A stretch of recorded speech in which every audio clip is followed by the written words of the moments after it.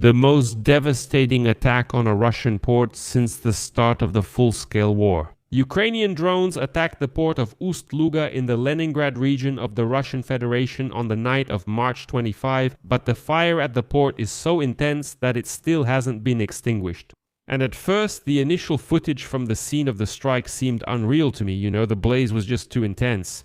But later it turned out that the fire was really intense, and it was actually real. In this episode, we'll discuss what's burning so intensely there. And against this backdrop, Russians started posting claims that the Baltic countries had supposedly opened their airspace for Ukrainian drones to fly through. Which means that Lithuania, Latvia, and Estonia are supposedly also involved in the attack. And here it's important to note that on that same night, Ukrainian drones really did fly into Lithuania, Latvia, and Estonia and crashed there. But the thing is, by looking at where the drones crashed, and this has already been done, it's easy to figure out that these Ukrainian drones entered the Baltic countries from the Russian side. It might sound confusing, but we'll figure it all out together now. My name is Alexei Pechi, let's discuss this topic together, but before we start this episode, I ask you to support the work of this YouTube channel with your donation, subscription, or sponsorship on YouTube. All the links and details on how to do this are in the description. I would appreciate any support you can give for this video. Well, you can support at the end of this episode if you think it was interesting and useful for you. Also, subscribe to my Telegram channel Pechi News, the link is in the description of this video. There we post breaking news as it comes in. So I'll start this episode with some wonderful, absolutely wonderful selected footage of the Russian port of Ust-Luga burning in Leningrad region.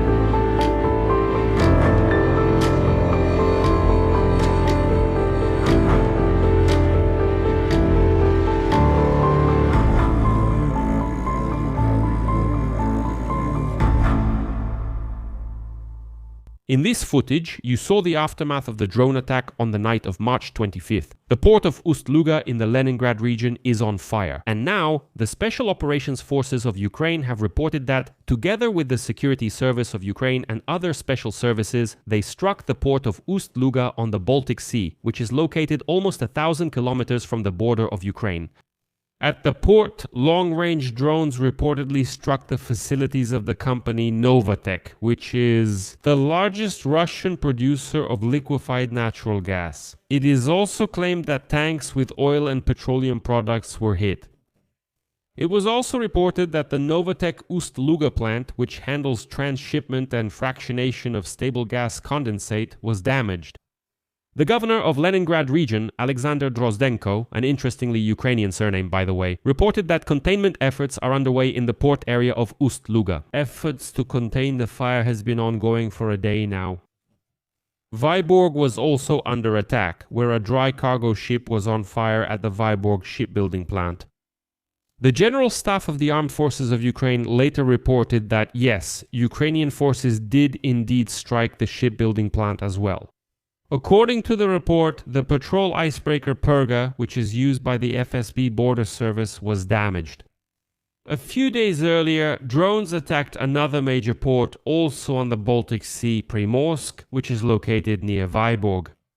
As a result, according to research by OSINT analysts and official sources, 3 oil tankers were hit by Ukrainian drones. The Isopas, which was sailing under the Greek flag, the Siagimen under the Marshall Islands flag, and the Fiesta under the Sierra Leone flag.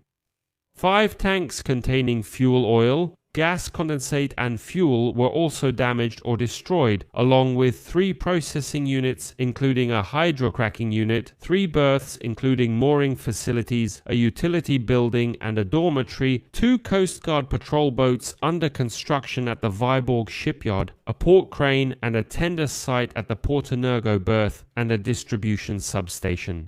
And there are even smaller damages as well. As a result, the port, as they say, will not resume operations anytime soon, and this can definitely be called Ukraine's most destructive attack on Russia. Well, Russian propagandists of course won't say like, yes, Ukraine hit us so hard that we'll be dealing with the consequences for a very long time. No. Russian propagandists were quick to twist the story and feed Russians another dose of lies to distract their attention. And here, let's go through everything step by step. On the same day when drones attacked the port of Ust-Luga, a drone flew into Estonia and crashed into the smokestack of the Over power plant in the northeast of the country. Estonian energy workers reported that the plant did not sustain significant damage, the power systems are operating normally and there were no casualties. And following the investigation, the Director General of the Estonian Security Police, Margo Poloson, stated that the drone was Ukrainian. Margo Poloson also stated that other drones violated Estonian airspace, which is why the Baltic air policing mission was activated. Earlier on Wednesday, Latvia reported drones entering their airspace. And on Monday, Lithuania did as well. And in both cases, the drones were also Ukrainian. And now Russian propagandists have already come up with a story that the Baltic countries supposedly opened their airspace for Ukrainian drones to fly through, so that they could then attack those savage Russians. But in fact, these propagandists forget that when they draw their roots is this. In order to reach the Baltic countries, a Ukrainian drone would have to fly hundreds of kilometers either through Belarus or through Poland. That's the part they leave out. Nevertheless, for Russians this is a big event. They are really convinced that Ukrainian drones are now attacking Russia through the Baltic countries. The uneducated rabble really think that way, but if someone has even a little bit of common sense, they understand that it can't work like that. Once again, these drones would have to fly a huge distance through Belarus or Poland, make a detour, then enter the Baltic countries and fly to the same Ust-Luga.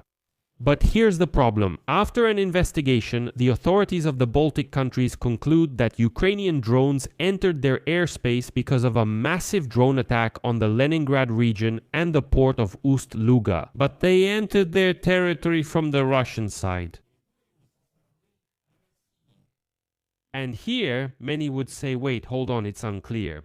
First, I'll quote the Prime Minister of Latvia, Evika Silina, quote, "In the context of frequent attacks on Ukraine, we should expect that countermeasures from the Ukrainian side will be impressive. We are at the border and we feel it. As a result, military experts and analysts conclude that Ukrainian drones enter the territory of the Baltic countries from the Russian side. This indicates that the Russians do manage to suppress some of the Ukrainian drones using electronic warfare systems. Electronic warfare is used to alter the course of the attack, or a drone that is suppressed by electronic warfare simply loses its orientation. That's all. That's the whole explanation of how these drones end up there. But meanwhile, on the night of March 26, drones attacked the Kirishneftyorsk Intez oil refinery in the Leningrad region of Russia. It is one of the largest in the country. And the raw materials from there are loaded onto tankers. The tankers are in the ports of Ust-Luga and Primorsk, which were hit the day before. So, as you can see, first the ports are targeted, and then the oil refineries. The facility is located about 800 kilometers from the Ukrainian border, and this attack only confirms the comprehensive approach of Ukraine's defense forces to destroying the entire chain of Russia's oil and gas infrastructure, and not just. And one more crucial point. Due to attacks by Ukrainian drones, the shutdown of the Druzhba oil pipeline and the capture of tankers from this shadow fleet, at least 40% of the Kremlin's oil export capacity is currently not operational. 40%. This has become the largest disruption in oil supplies in the modern history of the Russian Federation. Here it's been more precisely, write your opinion and your conclusions in the comments under this episode. Subscribe to the channel, hit the bell, and don't forget to like. Let me remind you, if you want to support the work of this YouTube channel, you can do so with any donation using the links and details in the description of this video or via the QR code on your screens. That's all for now. Take care of yourselves. Goodbye, everyone.